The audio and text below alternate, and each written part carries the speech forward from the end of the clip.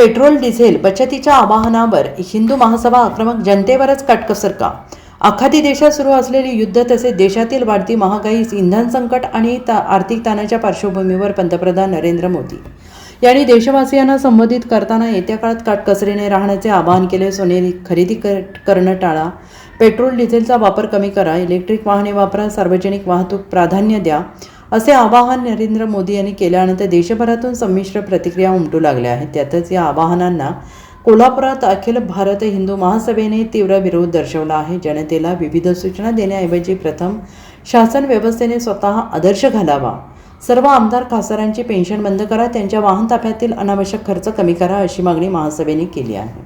नमस्कार. आज आपण अखिल भारत हिंदू महासभा पक्ष यांच्या वतीने जिल्हाधिकाऱ्यांना एक निवेदन सादर करण्यात आलं होतं. विषय असा होता की प्रधानमंत्री मोदींनी जे देशाच्या जनतेला आवाहन केलेलं आहे की सोनं कमी खरेदी करा, खाद्यतेल कमी वापरा, खाजगी गाड्यांचा वापर कमी करा व सार्वजनिक गाड्यांचा वापर करा, इलेक्ट्रिक गाड्यांचा वापर करा, अशा बऱ्याच गोष्टी त्यांनी सांगितलेल्या आहेत. वर्क फ्रॉम होम करा, खाजगी क्लासेस जे आहेत ते पण वर्क फ्रॉम होम करा किंवा ऑनलाईन करा. तर या सर्व गोष्टी प्रामुख्यानं आम्हाला एक त्यांना आव्हान करायचं आहे की प्रथम तिन्ही ह्या सर्व गोष्टी केल्या पाहिजेत, मग जनतेला, प्रथम शासन आणि मग जनता, असं केलं तर ते योग्य दिसेल. कारण कसं आहे की ऑलरेडी मंत्री लोक असतील किंवा आमदार खासदार असतील, यांच्या जो गाड्यांचा ताफा जर काय बघितला तर पुढे 5 गाड्या 10 गाड्या, मागं 5 गाड्या 10 गाड्या, तर त्याच्यामध्ये तेल खर्च होत नाही का किंवा पेट्रोल खर्च होत नाही का? या सर्व गोष्टी होत नाहीत का? वास्तविक बघायला लागलं तर यांचे जे फंक्शन्स असतात, मोठमोठी जेवण वगैरे किंवा या ज्या सगळ्या गोष्टी असतात, तर याच्यामध्ये खाद्यतेल वापरलं जात नाही का? तर यांच्या सर्व गोष्टींना मुभा आहे आणि पहिला जनतेने या सगळ्या आत्मसात करायच्या आणि मग आम्ही आत्मसात करू. तर असं इथनं पुढे अजिबात चालणार नाही. पहिला काय असेल ते प्रशासनानं किंवा लोकप्रतिनिधींनी पहिला या सर्व गोष्टी आत्मसात कराव्यात, स्वतः आपण लागू करून घ्याव्यात आणि मग हे जनतेवर थोपावं. हजारो आणि लाखो करोडो ज्या रकमेच्या ज्या पेन्शनी दिल्या जातात, म्हणजे पेन्शनवर जो खर्च होतो तो हजारो कोटीचा खर्च आहे देशामध्ये.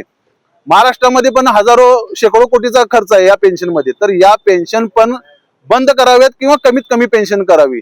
या गोष्टीला खर्च झालेला त्यांना चालतो, पेन्शन वगैरे या गोष्टीला, परंतु सर्वसामान्य नागरिकांना काय सहन करावं लागत आहे? सर्वसामान्य जो नागरिक आहे, जो खाजगी ठिकाणी नोकरी करून पेन्शन मिळवायच्या संदर्भात सगळ्या त्याच्या गोष्टी असतात, त्या पण आता शासनाने बंद केलेल्या आहेत. म्हणजे तुमच्या पेन्शन चालतात परंतु सर्वसामान्य नागरिकाला पेन्शन मिळू नये, म्हणजे सर्वसामान्य नागरिक मरून जावा का, अशी कुठे भावना चालू आहे का?